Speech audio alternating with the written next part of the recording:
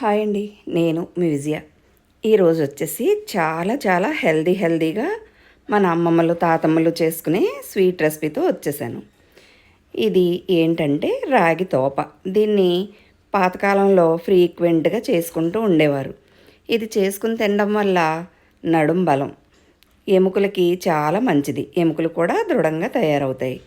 మన తాతమ్మలు అమ్మమ్మలు ఎప్పుడైనా పిల్లలు స్వీట్ అడిగినా, ఏదైనా వాళ్ళకి స్వీట్ తినాలనిపించినా ఇలా మైదాలతోటి షుగర్లతోటి కాకుండా హెల్దీగా ఇలా రాగి పిండితో బెల్లంతో ఇలా తోప చేసుకుని తినేవారు. దీన్నే రాగిపిండి హల్వా అని కూడా ఈ రోజుల్లో పిలుస్తున్నారు. ఇది చేసుకోవడం చాలా ఈజీ, చాలా హెల్దీ. 5 నిమిషాల్లో రెడీ చేసుకోవచ్చు. దీన్ని ఎలా తయారు చేసుకోవాలో చూద్దాం. ఈ రాగిపిండిలో కాల్షియం అధికంగా ఉంటుంది. బెల్లం తినడం వల్ల మనకి ఐరన్ పుష్కలంగా లభిస్తుంది. ఇందులో నెయ్యి కూడా వేస్తున్నాం. ఈ నెయ్యి కంటిలోని కొన్ని రకాల పొరలకి చాలా మంచిది.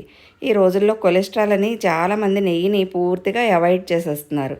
నెయ్యిని అలా పూర్తిగా అవాయిడ్ చేయకూడదు. కొద్దిగా అప్పుడప్పుడు ఇలా నెయ్యితో చేసుకుని తింటూ ఉంటే మన చర్మం మెరుస్తుంది. కళ్ళలో కొన్ని రకాల పొరలకి నెయ్యి కూడా చాలా అవసరం. ప్రాసెస్లోకి వెళ్ళిపోదాం. ఇప్పుడు బాండి పెట్టి 2 స్పూన్లు నెయ్యి వేసుకుని కొద్దిగా బాదం పలుకులు, జీడిపప్పు పలుకులు కట్ చేసుకుని ఇలా దోరగా మీడియం ఫ్లేమ్లో మంచి కలర్ వచ్చే వరకు వేయించుకోవాలి. ఇవి వేగిన తర్వాత ఒక గుప్పెడు కిస్మిస్ పళ్ళను కూడా వేసుకుని చూస్తున్నారుగా ఇలా పొంగే వరకు వేయించుకోవాలి. ఇప్పుడు వీటిని డిష్ అవుట్ చేసుకుని పక్కన పెట్టుకోవాలి.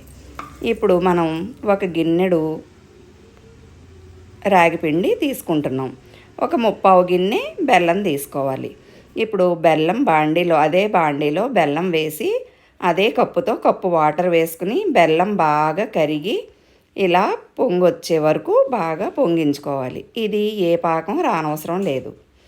ఇది ఇలా బెల్లం కరిగి ఇది ఇలా మరుగుతూ ఉండగా కొద్దిగా యాలకుల పొడి కూడా వేసుకుని కొంచెం మిరియాల పొడి కూడా వేసుకుని ఇప్పుడు మనం ఈ రాగిపిండిని ఇందులో కలుపుకుంటూ వేసుకోవాలి.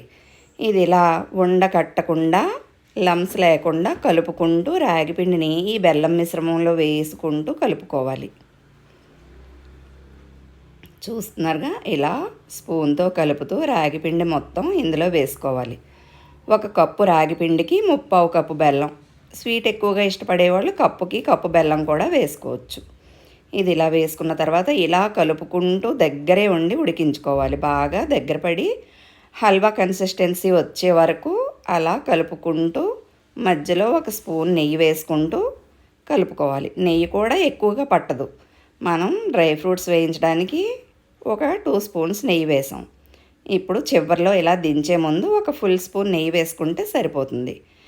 ఎంత టేస్ట్గా ఉంటుందంటే ఒకసారి ట్రై చేసిన వాళ్ళు బొంబాయి రవ్వ హల్వా కూడా చేసుకోవడం మానేస్తారు.